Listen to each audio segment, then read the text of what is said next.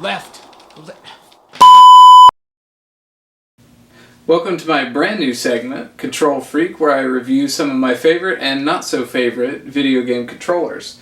Now, some of you may have noticed that the intro to this video, for some reason the living room doesn't look like it does now, if you're familiar with my channel. And what happened was I actually filmed that intro about 1.5 years ago and thought that it was lost when I was sort of, switching computers and that sort of thing. And while the episodes that I originally shot were lost, I was able to recover the intro, so I thought might as well go ahead and use it. It's kind of silly and ridiculous, and I was happy with it. So there you have it. Now also, I've been thinking for the past couple weeks about since I discovered this about doing some controller videos, and it just so happens that the Happy Console Gamer posted a video on video game controllers asking what your favorite controller was. So I thought, what a better way to start off a new series than by doing a response video and reviewing my favorite controller of all time. Now, a lot of you guys know that I'm into arcade gaming, and I spend a lot of time on my arcade machines now. But when I'm playing consoles, there's one controller for me that sits high above the rest, and that is the one for the Sega Saturn. So let's take a closer look. So here we have a closer look at 3 different versions of the controller that I have. And I should say, I guess off the bat, that the Saturn for me has always been a very special console, because it was the one that actually sort of caused me to get out of gaming because my parents couldn't afford to buy me one. And it was around the time that I started working, and once I did, I still didn't have that kind of money to put into a console. So it was always the sort of the console that got away. And when I finally got my Saturn for about $30, it was one of the best investments I ever made. And I should also mention that the type of games that I like to play are generally 2D action-oriented games. And for that kind of game, these controllers are amazing. Some other kinds of games, maybe not so much.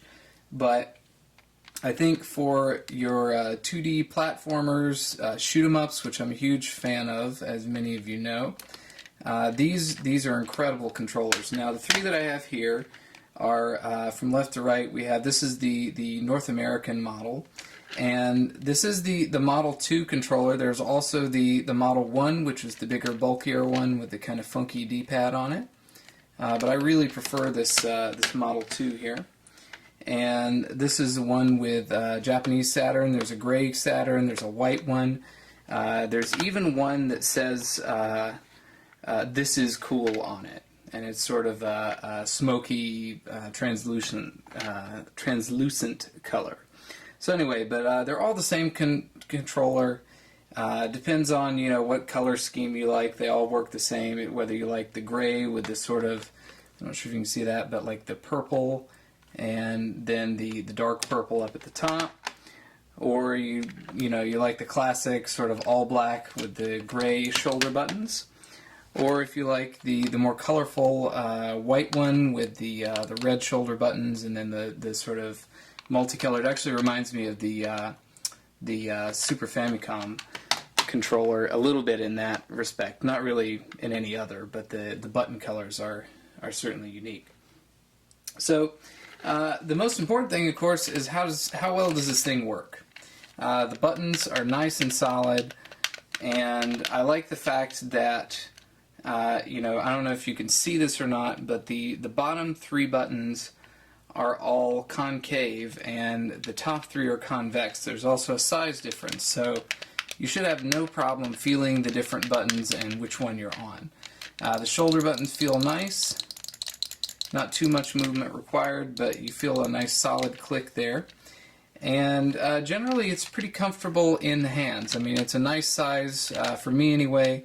Actually, the Model 1 is also a nice size for my hands, but the main thing that I really love about these controllers that differs from the Model 1 especially is the D-pad. Now, this D-pad is the same as the one on the 6-button Genesis controller. Not really so much the same as the 3-button Genesis controller. They're slightly different.